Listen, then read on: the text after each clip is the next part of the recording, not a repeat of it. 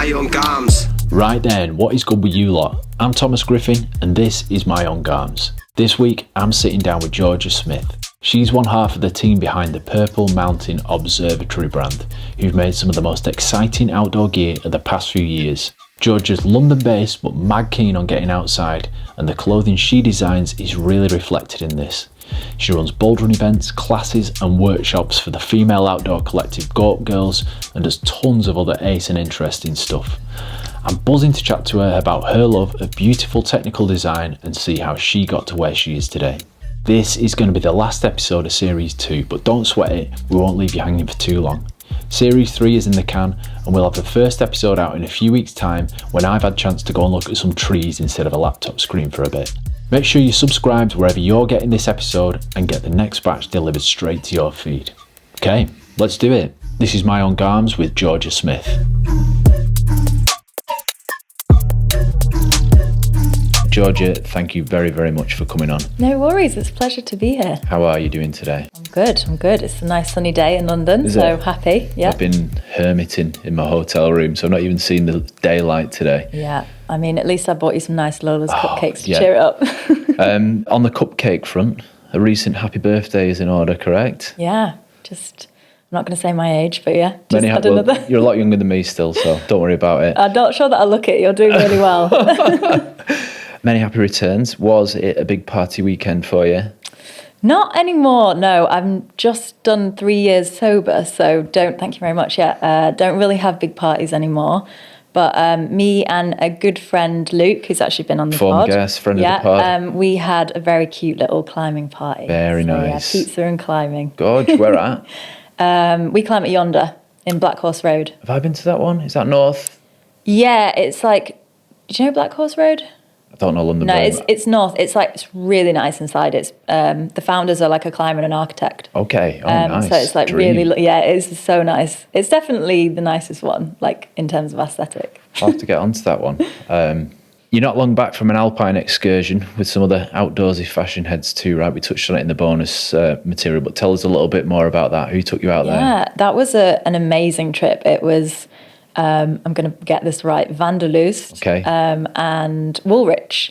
And they took us to this amazing place, really northern Italy, called Cervinia. And it was so beautiful. We all felt very spoiled. There was no Wi-Fi or signal, so we were all pretty happy, but couldn't post.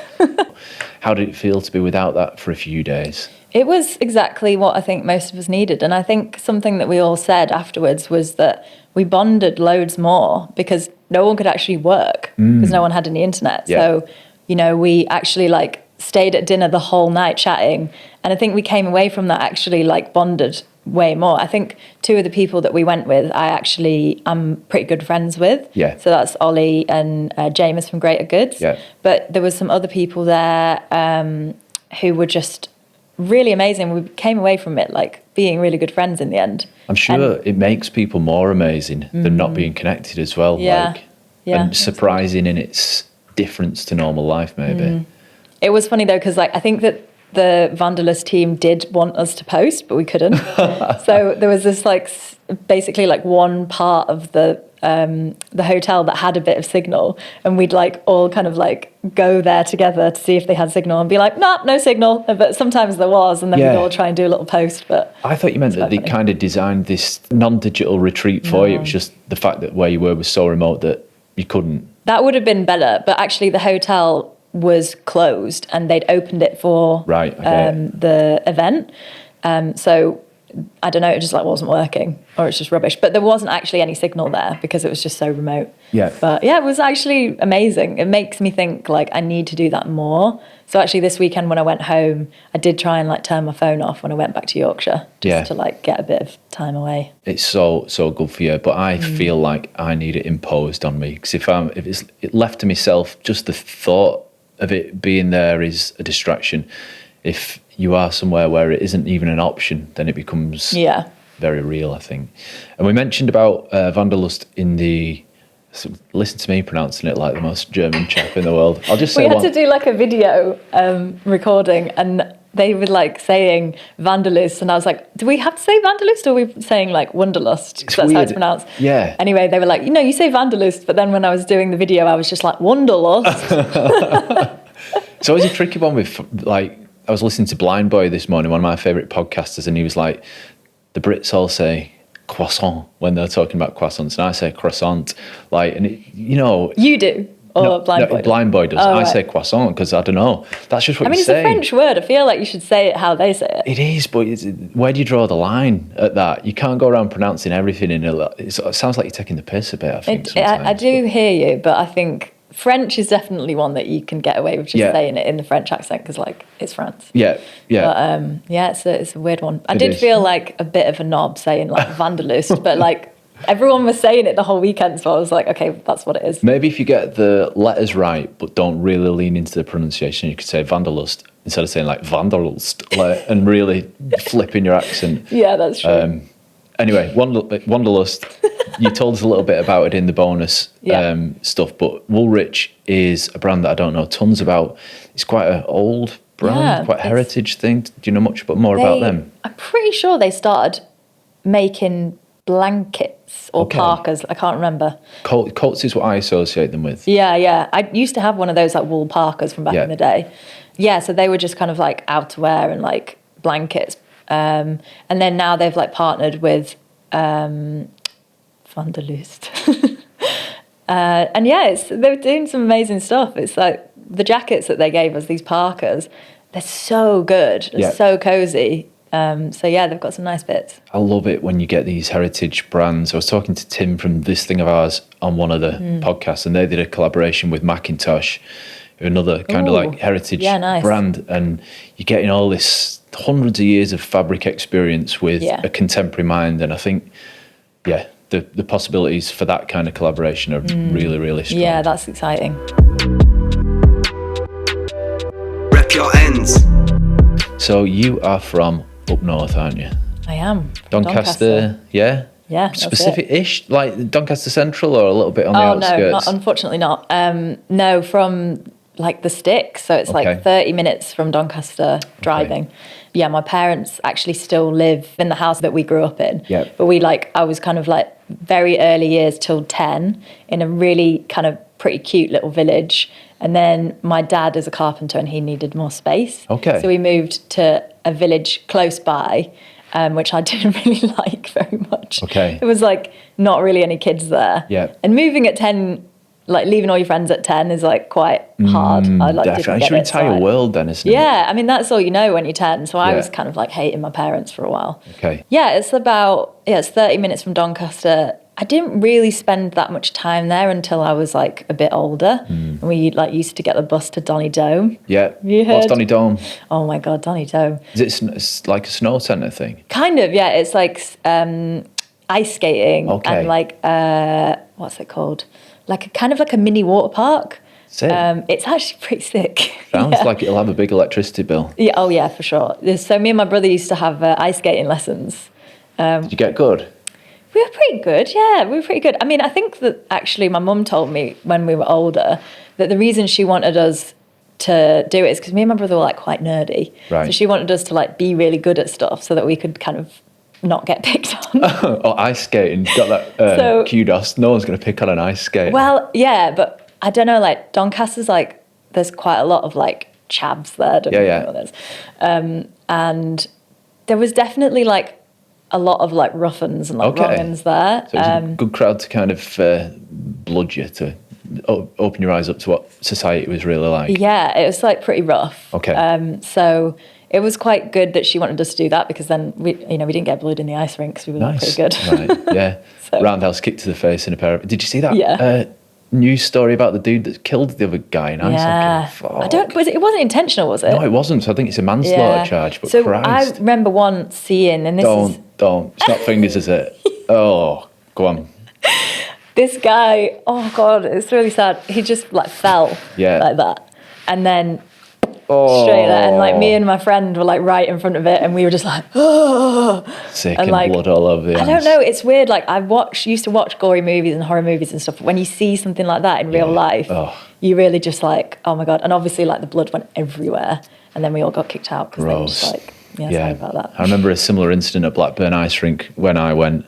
I only went once, and it happened. So I don't know if it was oh God, I was unlucky, or that's whether it was upsetting. a regular occurrence. But it's just the thought of it. And I mean, it's horrible, the actuality, but the thought of it is just. There was definitely a lot of accidents all the time. Yeah, people just like not knowing what they're doing, like bumping into people, especially if you're somebody who's like quite quick, and then a kid just comes out of nowhere, like, oh my God, and then you're just like, get away. Yeah. Maybe I'll give it another go now. I'm a bit more older and sensible. I don't know if I would want to try it now. Like, I know too much. So a brief overview of Doncaster there. So we're talking rural background, a little bit more into the kind of urban, suburban areas as you got a little bit older. Can you tell us a little bit more about your experiences of fashion there? Like, what kind of stuff were you seeing people wearing? You already said about the kind of like towny chavvy influence in the town. In the countryside, what were people rocking?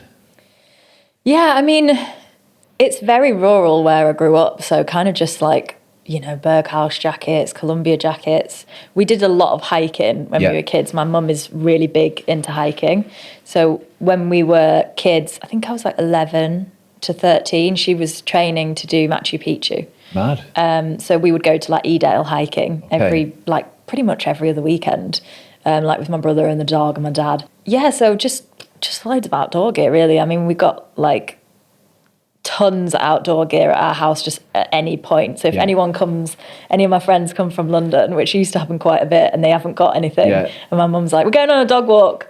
And no one's got every size, just like jackets for days and stuff like that, like walking boots, whatever. So that stayed with you, evidently. Yeah, I mean, I definitely had like a break from the outdoors when I was at uni. Yeah. I think it was like my first experience into like boozing and stuff like that. So I was just kind of preoccupied with that for a bit. But yeah, it's like very much been a part of who I am. Yeah. What can you remember your mum and dad rocking like when you were little in terms of outdoorsy clothes? My dad had this like amazing Columbia jacket, and I remember actually when my mum was doing the training for the Machu Picchu climb, she bought a pair of Oakleys, and we were like, I don't know, like, I think I was like 11 or 12, and I was like, these are the coolest things ever. So and I would always like try and steal them. Late 90s, early 2000s Oakleys. Yeah, 2000s. Yeah. Early 2000s. So we're talking very oval. Yeah, oval. Yeah, metallic. Like metallic and like really shiny lens, polarized lens. Nice. Yeah, they were heavy. I think The Matrix film was probably out around the same time, and that kind of cut of sunglasses was very cool. But seeing your mum in it must have been, I was like, you're not cool enough to be wearing these. These are for me. Did they fit you? I don't think so. I can't really remember, to be honest. But and then on the contrast to that, I actually had like quite a lot of influence from my dad because he's a carpenter. Yeah. So like he's always been wearing like Dickies and like Carhartt and stuff that he just gets around like cost price from like I can't remember, like Travis Perkins or something. That. And so like that's kind of like where a lot of my like love for streetwear kind of originated. Okay. My grandma lived in America for quite a bit of my childhood, and she would like bring us back like, like Levi's and like DC's and like stuff like that. So there was kind of like quite a mix of all these different things like ruminating. And I, wore some weird outfits. Yeah. Because internet was early doors. I guess you can't really go on the mood boards and. It wasn't really like what we were doing then. We were on MSN. Yeah. I was really into music. Yeah. And that kind of like informed a lot of my weird like outfit choices. What were you listening to? I was kind of like quite emo for a bit. Yeah. My brother is like a couple of years, like nearly 3 years older than me. He was listening to like Korn and like Slipknot and stuff. Yeah. And I started getting into that a bit, but I was more like a bit more kind of like punk, like, and like emo. And then when I was like 14, I started getting into hip hop, like quite heavily. Same. And that's when I really started to wear some weird shit. Yeah. I would wear like my dad's carpenter jeans. That when you wanted baggy jeans in England at that age, you couldn't get them. No. They were thin on the ground. So big jeans with belts like Tony K in your stomach were pretty much the only option. I had some boxer boots as well that my grandma bought me back from America. So I was doing like Missy Elliott vibes. Nice.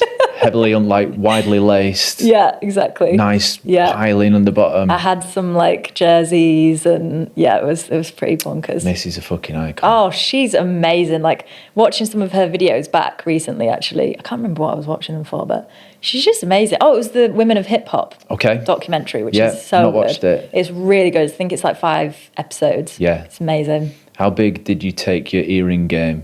Well, actually, I wasn't allowed my ears pierced till I was 16. My mum was like quite strict about some weird stuff. So like that it's weird because she was like quite strict about things like that. So it kind of turned me into a bit of a tomboy. Yeah. Like wasn't allowed to wear makeup. Like she didn't really want me to like be really girly and like get lots of attention.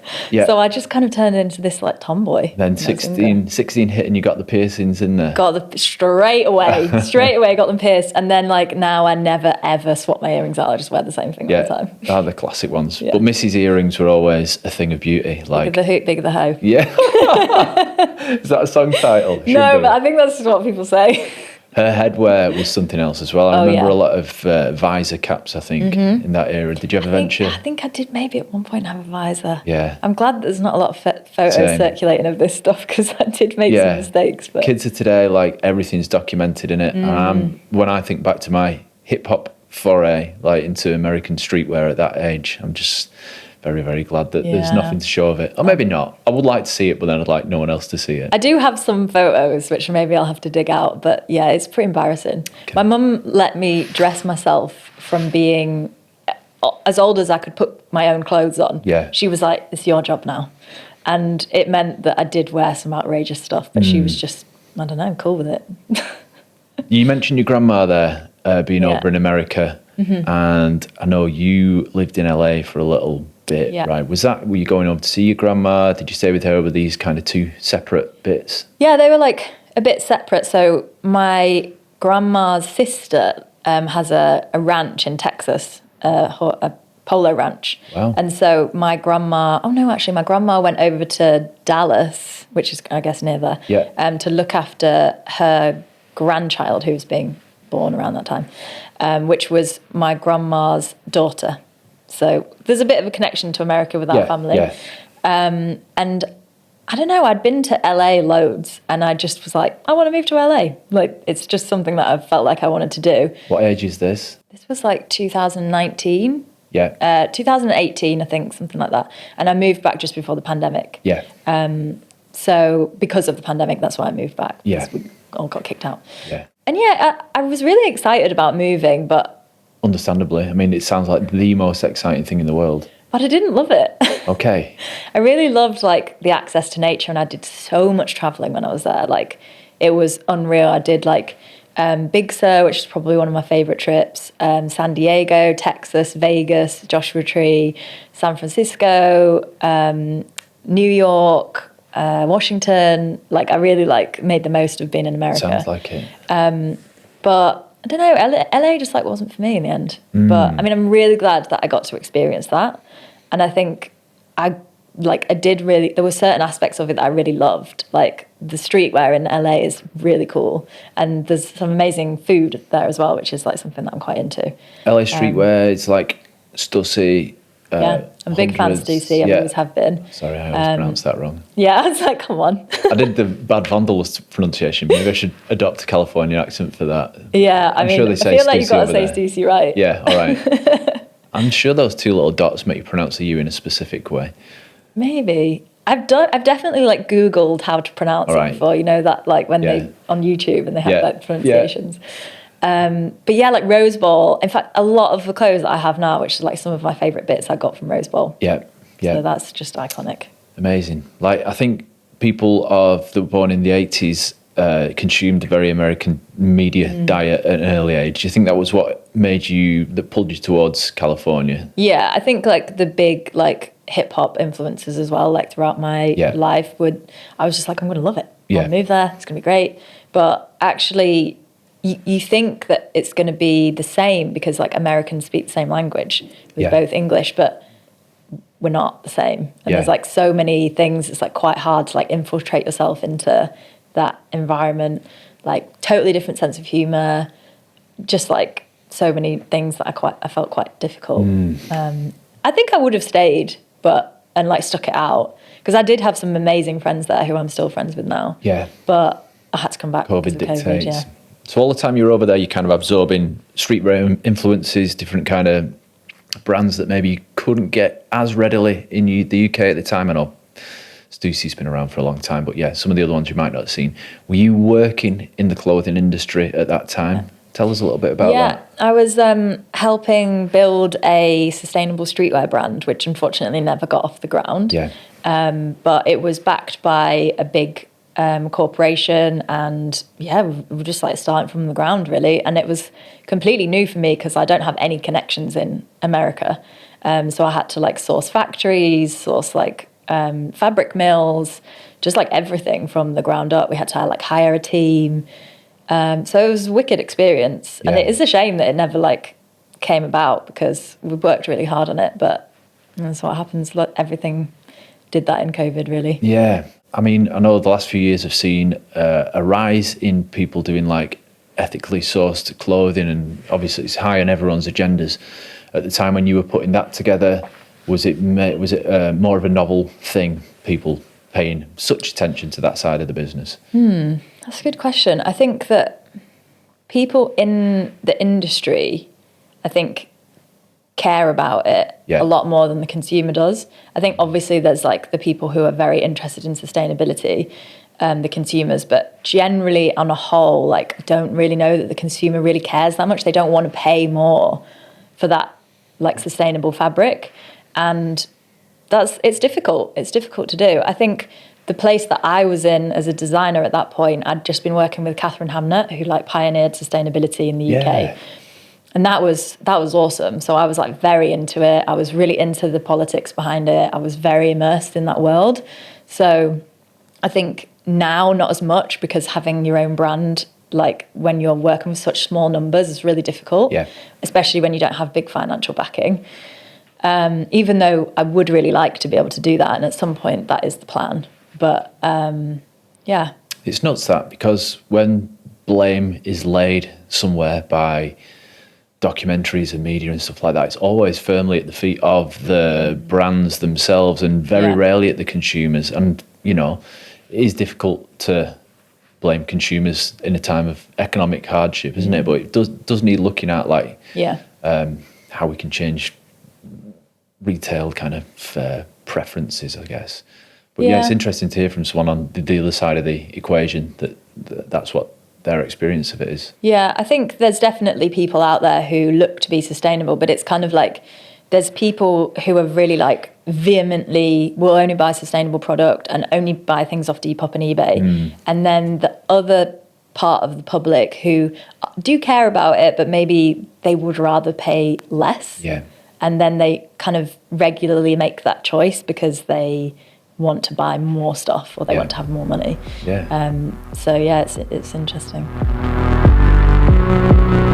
We've kind of talked a bit about the geography here, but I feel like we've missed out a big part of the working in clothing bit that's gone to you having a job in an amazing sounding proto-eco streetwear brand. Did you study clothing at university? Yeah, so I studied at De Montfort, and I was always really interested in like the function and like the technical stuff. Yeah, is that in London? It's in Leicester. Okay. So I kind of chose that uni because they're so into like the technical side of stuff. Right. And they really like want you to be able to like make a garment and like construct something from scratch. And that was like a big influence from my grandma. So she was the sample hand at the M&S factory in Manchester, or I think Sheffield.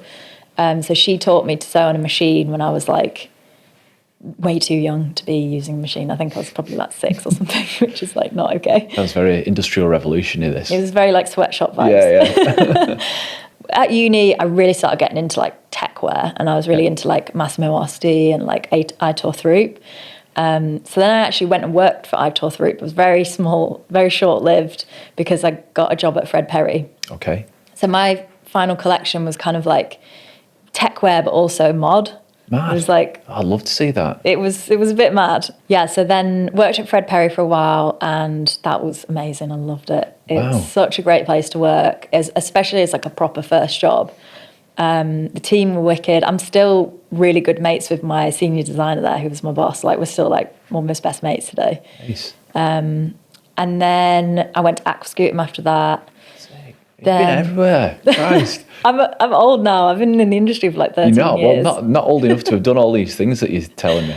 Yeah. I mean, I just worked really hard. I just loved it. I just like grafted and like, I don't know, I just was like, okay, there's a job there. I'm going to go there now and like get all this experience and stuff. And so then I went to River Island, which I stayed there for like 5 years because it was like massive company. It was amazing. I like improved and like got up the corporate ladder so quickly there. Yeah. Because it just, you can. And it's always something that I say to people that I mentor. They're like, shy away from going to a big company, big corporate company, but it's just a really great idea. You get so much training. Like, you don't really get that at these small brands, but you have the ability to do that there. And all these roles were in creative design side of things? Always designer. Okay. Always menswear design, actually. Yeah. And then I went to Menace. You probably don't know about it. It kind of flopped, to be honest. So I was head of design at Menace, and that was under the umbrella of Misguided. Yeah. So it was going to be like the menswear version of Misguided, and I was pretty excited for it. We had some like big plans, but it just was like startup business under this huge umbrella of this big conglomerate, and it just wasn't working. Like, I can't exactly put my finger on like what wasn't working, but it just ended up flopping. So I was getting all these like amazing opportunities to work freelance, so I just sacked it off and then went freelance. How was freelance life for you? Yeah, it was really exciting. Like, I love having like loads of different projects on, and I think that's one of the things I love so much about having my own brand is that there's just so much to do and like so many different jobs, and you're like, you know, you can do every single job in the business. Yeah. And then also like I do a lot of freelance stuff on the side of that now. Yeah. And I just like having the variety. So working freelance was wicked. I was doing like so many different things. And then got the opportunity to go to LA and was doing kind of like bits of bobs and freelance stuff while I was there. And then came back to the UK, kind of had a few months off in lockdown like everyone did. And it's good, wasn't it? It was, do you know what? I feel so bad saying that because some people had a really shit time, but I moved back to Yorkshire to live with my parents because I was like, I don't want to live in my tiny flat in London with my lovely but like neurotic housemate. So I was like, made the call, moved back up north and spent like 3 months just with my mum and dad. And I had the best time. I went on like a massive bike ride every day. Me and my mum went on a walk every day. I did like an exercise video call with some of my mates and just like smashed it. It was great. Loved it. Yeah. The glory days. Oh, Bring it back. Can't wait for us to get a new disease.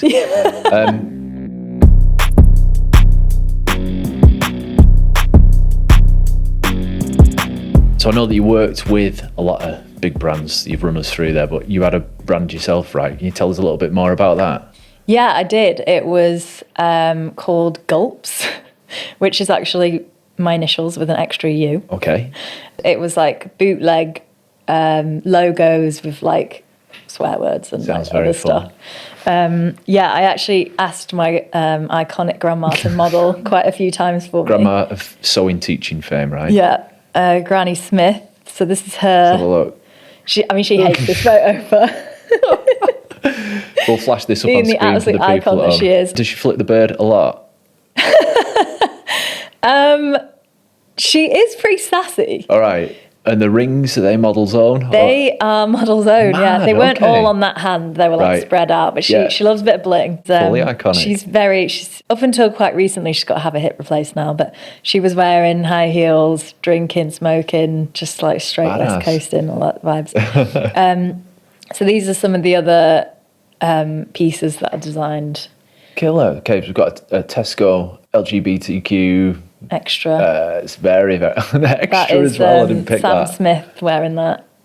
Yeah, nice. I really like hit up the influencer market with this brand. And they were like into it as well. I presume they're not going to wear something they loved it. It was like a period of time where humorous hoodies were like really in, like all that kind of stuff. Yeah, it's very fun to wear, isn't it? I mean, they always got a lot of attention.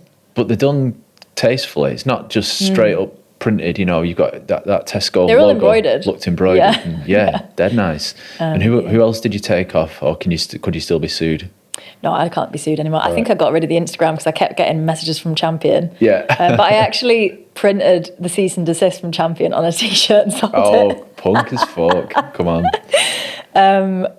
But yeah, so I did Nike and it was like a lit. So it was like Nike little tick and then it's a lit. And then there was like Prada, the like Luna Rossa thing that said like pussy on it. And then I did like Thrasher, which said slasher. So it was like model / actor / DJ / influencer. And when was this in your career? Was this like before you got onto these big jobs? Was this running at the side of the jobs with the existing brands? So I started it when I was at River, and then it was kind of one of the things that made me go freelance because actually it took off. Like I had my housemate and like my boyfriend at the time and another one of my friends like packing orders in my house. Mad. Okay. Because it was like popping off. Wow. So that was what gave you the I can do this outside of this. Yeah. I like always used to walk around with a bag full of hoodies and I would just like find cool people on the street and be like, can I take a picture? Here's a hoodie. Nice. And then it just like, I still see people walking around London with them today as well, which is pretty mad. Do you ever say? Nah, not cool, that is it. No.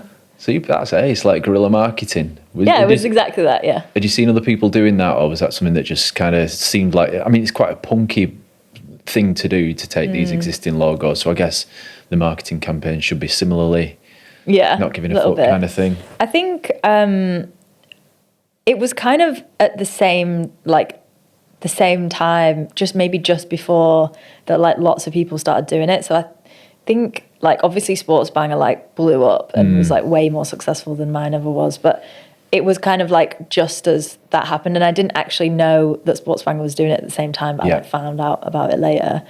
But so I think it was like 2016, 2015, that kind of time. What was it that kind of sent it stratospheric, which was the most successful marketing?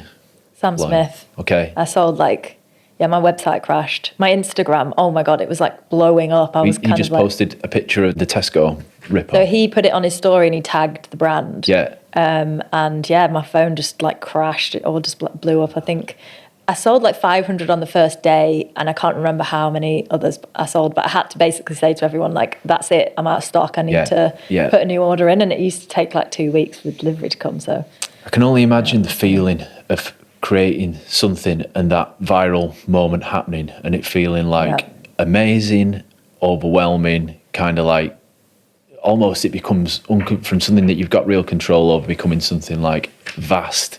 Was it a real like mixed emotional thing for you, or was it just buzz? I don't know. It was a bit weird because I was like, fuck, how am I going to do that? Yeah. Like, how am I going to do all of those orders? Yeah. And I didn't have any infrastructure. So like I just had like a Wix website and then like an Instagram account, and it was just, like people were like DMing me like, how do I buy this? How do I buy this? So like my housemate was like organizing all of the DMs and like I was like organizing all of the Wix orders and like had to buy like a label printer, and it just was like, it was a bit overwhelming but also cool. But I was really like, fuck. What's the largest number of parcels that you've ever taken to a post office, and how did the local post office clerk react to you? Because I feel like a tit when I take 5 eBay parcels in. I used to buy the postage online. Okay. So I didn't have to do that. Yeah. But basically you bought them online and then you like put them into a like a bin, basically like a red, like it has like a big door, this like postage bin. And I filled like 5. So I just had to like fill that one, and then I was like, okay, well, where's the next one? And like Google mapped it. Okay, there's the next one. Filled that one up, and then I just ended up having to go to the post office like here. Deal with this, please. But yeah, like me and my old housemate were like in an Uber, just like hitting all the things. Amazing. Oh, it sounds like a dead exciting time. It's funny, like having a brand. It's completely different to the brand that I have now. Yeah. But it is like a really big learning experience. Like just winging it. You just like, fuck, I don't know what I'm doing. Yeah. Like, what do we do now? Like, I remember even the first time I made my website, I just was like, I don't know what I'm doing. Like YouTube tutorial and like, just, making it work. Amazing. It might be a good time to talk about PMO a little bit, because I don't think we've touched on it too much yet. You are a duo of creators, right? Founders. Tell us a little bit about the brand, how long it's been going, what your roles are, what kind of stuff you create. Yeah, so there's 2 of us. There's me and Matt, who are the co-founders. We started it in 2020, basically just found ourselves like both wanting to start a business, both out of work. Yeah, it pretty much just kind of like snowballed from there. We like work with this really amazing factory in China who we've worked with before. Me and Matt know each other from working at River Island. Right. So we have been friends since then as well. So we just kind of decided to go into business together. We've got this amazing factory who's like really great with like washers and like technical stuff. Yeah. The aesthetic of the brand is like, it's really difficult to find cool, approachable price point in outdoor gear. Yeah. You have like the higher price point stuff like Nanga and like Stone Island and Arc'teryx and stuff, but it's really expensive, and it's not really that you can like, you don't really want to wear it when you're like hiking. It's so expensive. Yeah. And like, yeah, if you're going to go to Canada and you need that like high equipment, like you're going to wear that like high functional gear. But if you're just going to go to the Lake District on a hike, or, you know, down the pub, like you don't always want to be wearing these like super expensive jackets and stuff. So we were like, how do we create a brand with, you know, a cool aesthetic that's kind of somewhere in between, you know, the outdoor functionality and streetwear? Because obviously living in London, like we have access to just like amazing streetwear all the time. And, you know, another place that we look for inspiration is like Seoul and Korea, and they've just been smashing out amazing stuff for years and years. So we just kind of wanted to merge those two worlds together and create something, you know, really interesting and exciting, and that isn't going to break the bank. It's sick stuff. I've worn some of it. I know it's stocked in a lot of places now, but our store up in Harrogate, I'm good friends with Steve. They got some stuff in, and I modelled it, and you put it on, it feels $1,000,000. Like, you wore the blue jacket and the green waxed one. Yeah, and I think there was some, was it white trousers, cream trousers? Yeah, the hiking pants. Yeah, dead nice. You know, you get a lot of newer brands, and you can tell that the kind of deep research into what it's been made out of and the cuts just isn't quite there. And for something that is relatively young, it seems really developed. I think that would be. I think it's mainly down to our experience. Like Matt's a little bit older than me, so he's got even more experience than I've got, and I've already got 12, 13 years experience. So, you know, we've worked really hard on the brand to get it to where it is now. And I think just, you know, we're both coming at it with all this experience. We have an amazing sales team who've really like worked hard to get it end to end, and, you know, Citadium and all these amazing indie shops, Working Class Heroes, Owl. Yeah, we've just been really lucky. And also another duo that we work with who've been extremely pivotal in the amazing lookbooks that they do is Ori and Tia Mapazine. Yeah. Oh, they're just amazing. I remember meeting Rory. I think I met him on Instagram like years ago, and then I met him at a party, and I was like, "You're fucking weird and amazing, and I need to work with you." So I was like, weird and amazing. He's so weird and amazing, and I love him. And Jack's the same. Like the first season we worked with them was our first season, and we worked with just Rory first of all. So he just shot the lookbook for us. And then the next season, we were like, all right, let's get Jack involved. And Jack just is such an incredible stylist, and he's like such a low-key dude, and you don't even realise he's going to be so good. And it just like leveled it up. Like we tried to style the first collection and like didn't, I mean, it's all right, but like it just wasn't what they do. And we basically give them creative control. We're just like, you're really good at this. You do what you want to do. This is your creative project as well. It must be so exciting to see the garments that you've created presented in that way for you. Like really kind of validate it, just make you appreciate it in a really kind of abstracted way where it's, you know, it just looks like the other cool shit in magazines that you've looked at throughout your life. Yeah, it's definitely like a full circle moment. And especially when we did the last shoot in Snowdon. So we got up super early because we wanted to get some like sunrise shots, but it was pissing it down. And it was like January or maybe January. No, it wasn't. It was December. And we're like hiking up this mountain with all of the gear. So like we've got like weights, we've got tripods, we've got cameras, we've got all the food, we've got all the clothes. And there's not that many of us. And it was absolutely tanking it down. It was horrible. But I was actually wearing our water repelled trousers that are like padded. And then when we got up there, we got soaking wet, but I was wearing these trousers, and I remember saying to Matt, and I was like, these work. These actually work. And he was wearing the jacket that goes with it, and he was like, I know, sick. This is sick. And I was like, we've like produced stuff that you need and that isn't really available. Those things aren't available to buy. So I was just like, that was a full circle moment for both of us as well, because we were like, oh my God, that's pretty cool.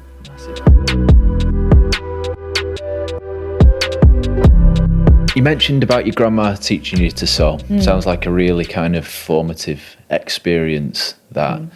What was she having you make? Were you repairing things? Were you altering things? So she had a soft furnishing company. So she was making like reupholstering chairs, or she was making curtains, or like cushion covers and bedspreads and stuff like that. So I think initially she was getting me to make cushions, so just like straight lines. Yeah. And then I quickly got really good at it. And then I started making clothes for my dolls. Nice. So I would like take the clothes off. Like she had all these like dolls at her house that were like Russian dolls, whatever they were. Yeah. And I just would take the clothes off, take them apart, and then remake them in all of her curtain fabric. Oh my God, what an experience. When I was quite young as well. 7, 8, that's nuts. Yeah. And I was probably quite annoying because she was like trying to get these blue curtains finished, and I was just like, I want to use a sewing machine. But yeah, no, that's basically where it all first started. And then I was kind of making my own clothes maybe from like 12. I used to like go to vintage shops and like charity shops and just like buy jackets was my thing. And then I'd just make them in new fabrics. Insane. Yeah. That's so cool. Like, cool. There barely would have been a time where you didn't feel the power over I think I might have alluded to this before. My brother did a welding course and said that once he'd done it, he looked at the world in a different way. Like when he saw metal, he was thinking, what raw material? Like, I guess when you're seeing fabric with those powers that you've got, you see them in a different way to other people. You're thinking, I can tweak that, I can change that, I can make that, I can... Yeah. That is how my brain works. And sometimes when I see jackets, it's mainly jackets that I do this with, but sometimes trousers, I'll be like, oh, if they'd only done this, it would be so much better, or like something I like could that. do this. You can tweak then. That must be amazing. I need to go on a course. Get my grandma to help you. I was going to say, sounds like a really like positive relationship with her. We actually have the same birthday, so we're like very, very close. Mad. Yeah. All right. But it must have been cool to see your grandma creating stuff at an early age. Was that a big, like seeing such a strong female character creating stuff out of fabric, was that a big influence on you? And what kind of toughness and resilience has that given you in your current jobs in a kind of the male dominated industry that we live in? Yeah, that's interesting. I mean, she was like, I guess like an entrepreneur by herself. She founded this whole company after like quite a messy divorce. She was like, what am I going to do now? And I think she like gave all of the money to her kids from the divorce. She didn't want to take any of it. And so she just was like started again and just built this business. Wow. And actually my mum ended up going to work for her for a bit. And one of, I think my grandma's daughters went and worked with her for a bit. And then obviously she employed me. Well, if you got the skills. Yeah. And also my mum as well has been like a big pivotal, person in seeing female empowerment. They're both like, outspoken female figures. So it has been, I think most of the women in my family are. Yeah. I mean, to go and decide to hike Machu Picchu when you've got kids and stuff, it's not a run-of-the-mill thing for a mum to be doing. She did it for charity as well. So. Wow. Yeah, more on the kind of male-dominatedness of the industry. What's your experiences of being a woman in that space? Obviously, I understand my privilege coming from like a very supportive family and ethnically, like a white background. I think that just being a strong female is difficult because, a lot of the times in businesses I've been emotional sometimes, and that's seen as weakness, whereas actually it's not. And I think like being a female leader, one of my biggest strengths is that I'm, empathetic, and I'm happy to be vulnerable with my, employees and other people that I mentor and other people that I work with. And I think that using that as a strength, if only it was like easy for men to use it as a strength as well. Just to give an example, when we go to Paris in Fashion Week, so it's Men's Fashion Week, I'm probably one of the only female co-founders, one of the only like females in this space as a brand owner. And I'm also sober, so that adds like another level of complexity onto this. But so in Paris, we're going out, we have to go for dinners, we have to, schmooze with everybody. And everybody is a man that I'm talking to. So it can be, even though I love everyone that I work with, I love a lot of the people in the industry, it's a very different energy to me being a minority. And I think that that's something that maybe a lot of people don't understand and don't really think about. So actually one of my sales guys on like the second to last day, he was like, how's this week been for you? Because like you're the only girl. And I was like, wow, I'm amazed that you actually recognized that. Because like, and then everyone else was like, oh yeah, how's it been? How is it? And I was like, it's actually really hard. Like you lot are all just like chatting shit all the time. And like you're getting drunk and you're talking over each other. And it's like, it's fun, don't get me wrong, but like night after night after night, day after day after day, it's like, women are just different with each other. Yeah. And having women in the workplace, it is very different. And having a female leader is very different environment. And there's other levels of this that you kind of have to think about, like with my team, like especially with like some of my other roles where I've been like head of design, some of the males who I work with, how do they respond to having a female leader? And sometimes they don't like being told what to do by a woman. And that's very difficult. And how do we get over that? It's a tricky thing that isn't the job of you to do. It's a societal thing, isn't it? Yeah, I mean, it's all about learning and being respectful and I don't think as women we should have to learn to be more intimidating. Yeah. Or like be close to the traditional masculine norms. Yeah, I don't think that should be the way. I think that we should be recognised for our own strengths. Yeah, I think it's probably a good time to touch on the outdoor space as a whole and it's kind of the masculine dominance of it. How girls and women shouldn't be forced to be something that they're not to fit into it. And I think the Gorpgirls movement, the Gorpgirls Collective that you're a part of, is a space that's kind of actively carving out room for people to exist like that. Could you tell us a little bit more about that collective and how you fit into it?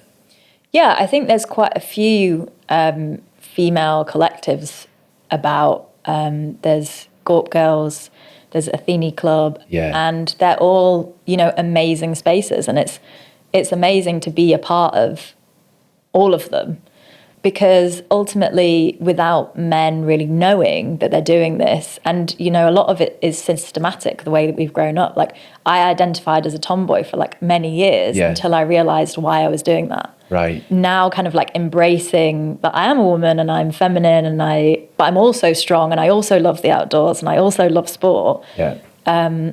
It's great to be able to provide these safe spaces for women to kind of explore and learn new skills and maybe not be as fast as the boys or like be faster than the boys, but like it's not about them, it's about us. Sometimes when we're doing these hikes, like the conversations that we're having with each other is just like, you would never have a conversation like that if you were hiking with a group of dudes, because they just won't do that. It won't get that vulnerable. And it's amazing. Like sometimes we've come to the end of the hike and we've like solved one of these girls' problems for like that she's been having with her boyfriend or something. And it's amazing to be a part of it. I think particularly with the bouldering workshop that I've founded with Hannah, that has been a bit of a difficult journey for me as like a female climber. I started climbing, I didn't really know anyone. And I literally used to just go around all the climbing walls and like make friends with girls who were really strong and be like, should we climb together? Until I ended up having a WhatsApp group and there was about 50 girls in there. And we would just message the group being like, hey, I'm going to climb at Mile End tonight. Who wants to come? Or like, hey, I'm going to go to Yonder tonight. Who's coming? And then I just was like, well, maybe we should actually do this properly. So I pitched the idea to Hannah and it was super successful. And smashed it. Yeah, it's been so great. And then I realized that actually I love teaching. And so I trained as a bouldering coach. I'm still kind of like in the process of like training for the next steps and stuff. But it's been something that I didn't even really know that I really loved or that I was actually good at. Yeah, climbing specifically. I used to go all the time, and I kind of swapped it out for the gym, just the normal lifting weights gym.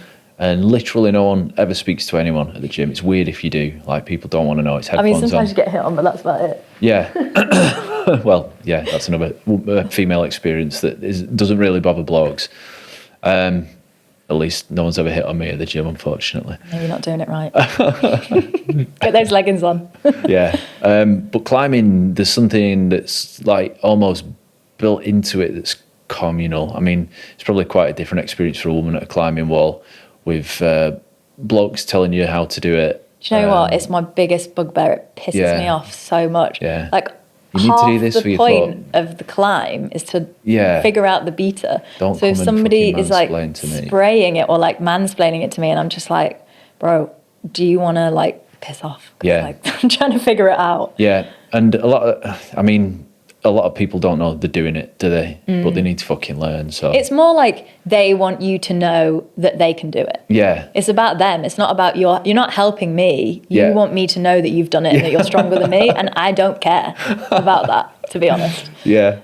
Also the other thing that really annoys me is like, I have worked super hard to have like good climbing technique, and I would rather climb a V4 and look amazing climbing it than struggle up a V4. Yeah. And sometimes I'm like working on a climb or something, and somebody will come and flash it, and then I see them kind of look at me a little bit, and I'm like, you might have climbed it, but you look like shit. So yeah, it's funny. It's still a long way to go. There's a lot of these groups and stuff, and climbing puts itself down to really like welcoming an open community, but there's still a lot of the kind of interplay that you're experiencing in the outside world there, I think, like with that. I don't know how you feel about tops off climbing. Like, if I was a woman and I'd gone to a climbing gym for the first time and all the dudes were there with the tops off straight away, I'd feel, I don't know, how does that make you feel in that space? I think it's a bit different for me than it is for other people because I'm tall. Right. And also I have worked really hard to be really strong. Yeah. So I don't know that, it really depends what they're doing. Yeah. If they're really like kind of like strutting around, then it's a bit different. But if they're just hot because they've been like climbing a lot, it's, I take my shirt off and I've got a sports bra on. Yeah. I don't really know. It's quite nuanced, I think. Yeah. It's not a total jock move, kind of like, sometimes it is. You do get hot, and in summer, then but sometimes in winter, I'm like, you don't need to put a vest on. It's like, well, maybe that's the answer. Just put a vest on. Yeah. It's a weird quirk of the climbing. Like, sometimes it is, I think, definitely people just peacocking. Yeah. But sometimes it is like, you're obviously hot. You've been working hard. Yeah, I don't know. It's a tricky one. I think when I first started climbing, I was very intimidated, which is why I started this women's bouldering group, because I just was like, I don't want to go to all these walls on my own. Yeah. Not only because you do get hit on, because it's like talking about a climb with a dude is like their perfect intro. It's like, it couldn't be more perfect. It's like the easiest place to like, you don't need Hinge if you've got a climbing gym. But I often will go in there as well when I'm doing 4x4s and I've got my headphones on and someone's still trying to chat to me and I'm just like, bro, no, I don't want to talk to you. Yeah. It's so weird. Yeah, God, it's kind of weird, sorry. Aren't they? I know, we are, sorry. But it is really cool, like coming in with like a big group of girls and like you taking can see the dudes being like, oh my God. Oh. Okay, there's power in that. And it is numbers, I isn't like it? It is numbers. Big up the girls for making the space. I mean, there's so many amazing groups that have been founded in lockdown. It's actually so cool to see that like hiking's cool now. It is, isn't it? 'Cause it never was when I was little. It was not cool when I was younger. Like I did not want to wear that Columbia jacket that was like too big for me. Like I was like kicking and screaming, but got into it in the end. But yeah, Coolness is cool. Goes a long way, doesn't it? Yeah. Coolness. Like if you want to make something happen, you've got to make it cool. It is great that like essentially fitness is cool now. Yeah, that is it's great, good. isn't it? I was talking to Kazna Asker yesterday, who's this young Yemeni designer. She was one of the guests, and she was like, "You just got to make politics cool because it's not cool. If only. Like, how are kids going to relate to those fucking dweebs? Like, don't know. Yeah, you've got to make it cool. Make them dress better.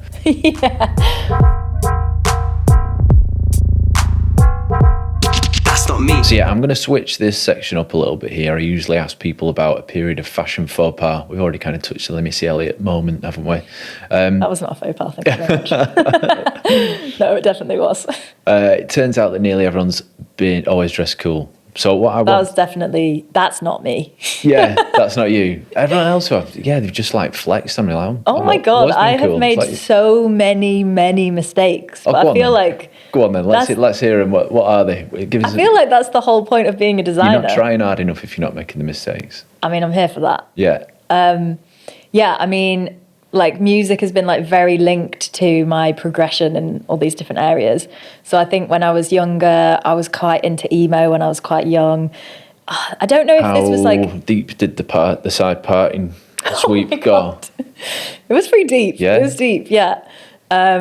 There was almost a little bit of like Japanese vibes about it, you know, the little bows and the kind of like stuff like that also. So Luke, former guest Luke, big up Oi Lukey, told me about the term Weeb for the first time. Is that something you're aware of? Yeah. And that is someone that appropriates Japanese culture, a white person that appropriates Japanese culture, right? I mean, I definitely wasn't appropriating Japanese culture, but there was definitely like a little bit of that in there. Actually, Luke has shown me photos of him when he was like proper indie kid with long hair. I don't know if he showed you. Yeah, I've seen them.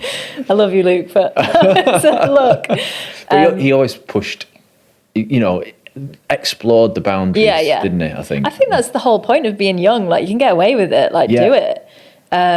I definitely got a bit of a name for being like weird and like wearing weird shit, but I just was like, I don't know. I remember like, because obviously like we lived in the middle of nowhere, and one of the places to buy clothes was TK Maxx. Yes. But they had like all the sick American shit in there. Like me and my brother were like buying like Globe trainers, like DCs, like all those amazing like skater things. So then my kind of like look went from pretty emo to like a bit more skater when I started skating. And being able to get all that shit in TK Maxx was like, it was great. At discount prices as well. At discount prices, exactly. It's such a massive thing in my fashion growth. Because I was getting a lot of the American streetwear brands. Like I got a silk FUBU shirt with red, grey and black handprints on it. FUBU stuff. I used to love that. The jeans. Yeah. Amazing gear. They had Sean Johnny and they had academics tracksuits in there. Yeah.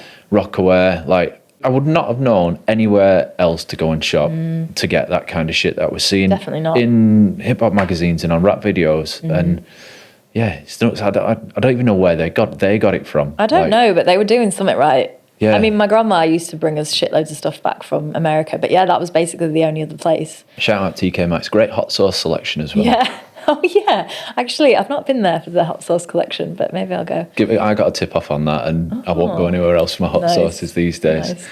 But yeah, so kind of like, I remember when in like the deep emo days, we used to wear these like massive baggy trousers, kind of like not dissimilar to what I'm wearing now, but they had like straps coming off them. Yeah. Or they had like straps like over here. It was kind of like all these like crosses and stuff everywhere. Just like got caught on all the door handles. Punky, stupid. Bondage, bit punky, yeah. Bondage pant bit influence. Bondage, yeah. Then I went through the kind of like heavy hip hop phase, which at the time I thought was really cool, but I'm pretty sure my parents were just like, what the fuck are you doing? My dad was like, give me those trousers back. Pretty mad that he was actually wearing Dickies, because Dickies was one of the brands that I thought was an exotic skater brand, but it's actually Workwear, reappropriated from Workwear into that. Yeah. And your dad was wearing it in the originally intended way. Yeah, like from... I think he started becoming a carpenter when I was like 10. Yeah. So yeah, from day dot, he's been wearing it. And I remember like years ago when like Yeezy got all of his like the paint on the workwear and stuff like that. I remember I showed like my dad this collection and he was like, I'm an icon. And he's there in all of his Dickies like cut to shit and like all of like the paint everywhere. And I was like, you are. And that's a massive thing these days, isn't it? I mean, I don't do the workwear thing too much. I've not got any Carhartt in my collection, but people that wear it want it well worn, don't they? I've got quite a bit of like workwear. I do like it. Is yours well worn? Or? Some of it is. Some of it I've had for years, so it is well worn. But like I'm in the process of wearing some new bits in. But yeah, you don't want it to be stiff. You want it to be like, a bit locked. Worn in, but you don't want to wear it too. You don't want. I had a period of purposefully aging stuff. Distressing jeans. Get the little grinder out. Yeah, loads of techniques, sandpaper and shit like that. I've mates that were miles better at it than me. I feel like I just went too fast and it looked too preconceived, like too conceited. Like, I feel like the whole point is that you're actually wearing it and fucking it up. It's cool. Like, I'm sure your dad looked ace in it, because it is cool to see the story of someone's trade like baked into the clothes. And I love to see an actual painter's pair of trousers. That book actually, What Artist Wears, got loads of pictures of artists in it, in their workwear and spattered with the paint. It's just cool as fuck. It is pretty mad. He likes to like add extra holes for like all of his hammers, and like he'll have like 5 loops of stuff, and he gets my grandma to like adjust his like belts and like add extra bits on it as well and stuff. So that's pretty cool. Yeah, that is sick. Just tell me, Georgia, a little bit about some of the other brands out there that you like to wear, maybe geared less towards the outdoor and the technical. One of the brands that I buy a lot of, and especially like the new stuff I think is really good, is Stussy. So obviously when I was living in LA, I got a lot of the vintage stuff, which is wicked, and you kind of can't really get that here. But the new stuff that they're banging out is so fire, and I'm really loving it. There's a girl that I follow, who I've followed for like years and years and years, is Veneda Carter. She's the stylist for them now, and she's just smashing it. So she's like, loving that. That brand is American streetwear, Californian specifically, is it? I don't think I've ever had a single thing by them. But was it was it skate surf? Yeah. Like brand before it was streetwear? Yeah, definitely like skate surf first. And then it's kind of become streetwear now. Like a lot of the things that they do are like pretty mad now. Like lots of like leopard print and like fire prints. And I've got this like quilted gilet that I bought last season that I've just basically not taken off. Are you very into the bold print, that kind of like statement piece thing? Not really. Like I am on the lookout for some camo trousers, but I'm not really like a bold print person. I know I am wearing like an ombre jacket, which maybe would say different, but this is literally the only thing. Tell us about this jacket. This is PMO. Yeah. This is PMO. So yeah, it's a really, really nice like mini ripstop, really super lightweight fabric with this like beautiful ombre print on it, and it's all taped seams inside. It's actually not waterproof, but we just taped it because it looks nice. How do you do that then? Because to me, I'd look at it and I'd think it was. How do you print colour though? I know these things must seem second nature to you, but like how do you print colour? So it's white fabric, right? And then you get the print. So the print will look like this on a piece on the computer file. Yeah. So this is the print on like a big sheet. Wow. And then we like work out how high the biggest pattern piece is. Yeah. On the biggest size. Right. Of like an extra large, and then that's the biggest size that the fabric needs to be. Yeah. And then there's a lot of wastage with this type of jacket because it needs to be the same print, which is not very sustainable, so it's not good, but it does look nice.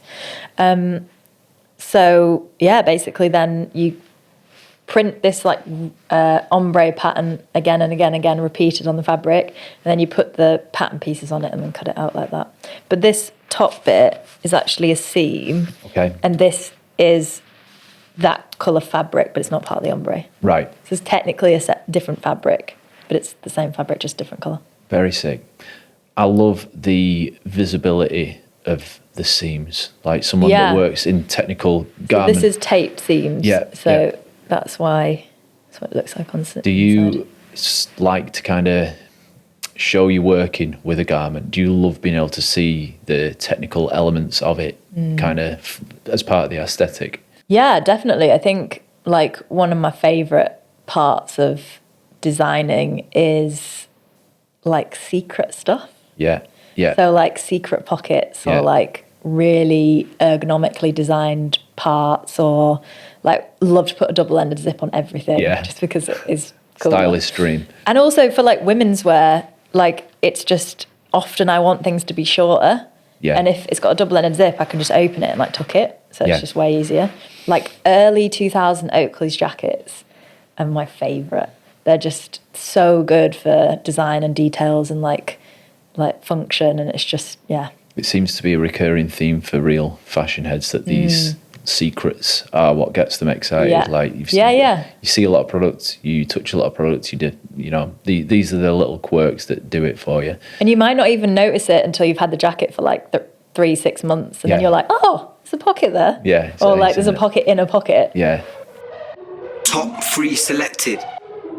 We've kind of touched on this a little bit with the two-way zips and things like that, and I know technical detailing is massively important to the work you do at PMO, but can you give me 3 little kind of clothing Easter eggs, 3 little technical aspects of design that really get your creative juices flowing?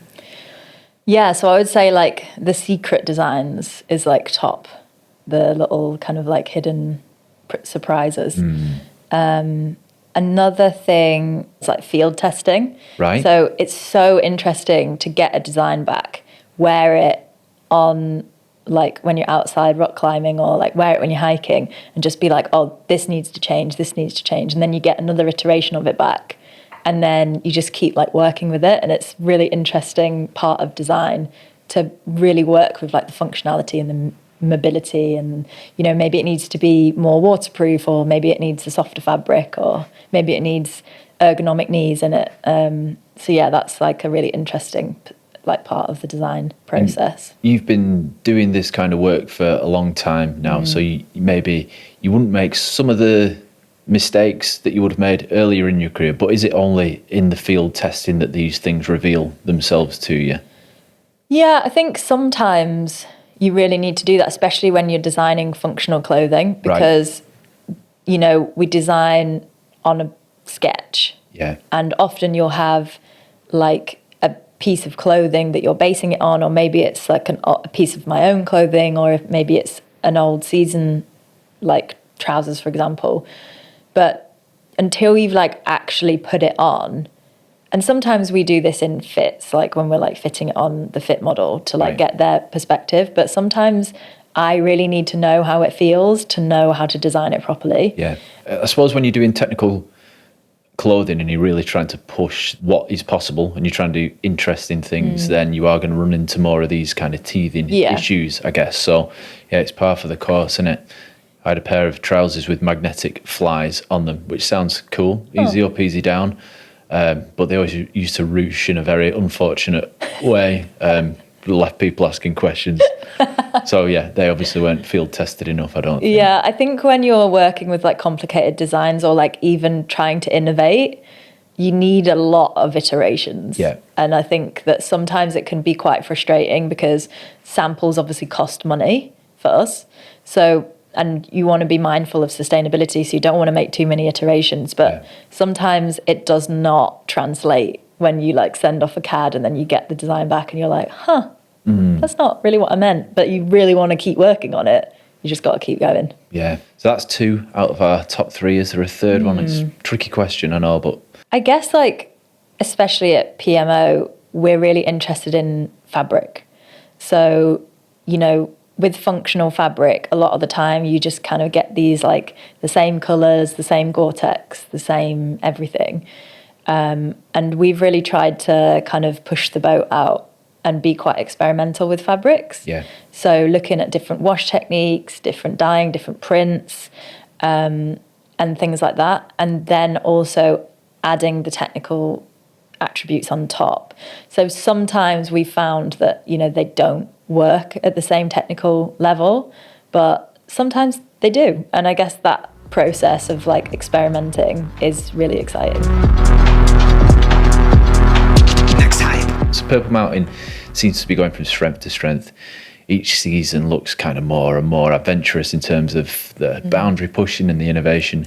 You must be pretty proud of what you've created there. Oh, thanks for that. Yeah, I mean, we're super proud of it. Like it's been a journey, that's for sure. Yeah. And we've worked with some amazing people, like I mentioned, Rory and Jack, and our sales team are so helpful. They really like go above and beyond what they're supposed to be doing for us.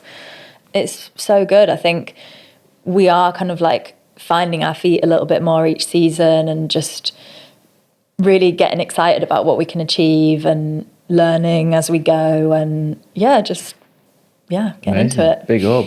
Tell us a little bit about what's next for you personally, professionally, outside of PMO. Tell us about the kind of climbing stuff that you're doing and going to be doing more of in the future. What's on the cards? Yeah, so we've just kicking off our first Gorpgirls Climbing Club. So that'll be every 2 weeks meeting, and we've gained sponsorship from a brand, so it's free for everyone that wants to come. Nice. So I'm going to be leading that, and it will be kind of like teaching some kind of like new. It's aimed at people who can already climb. Yeah.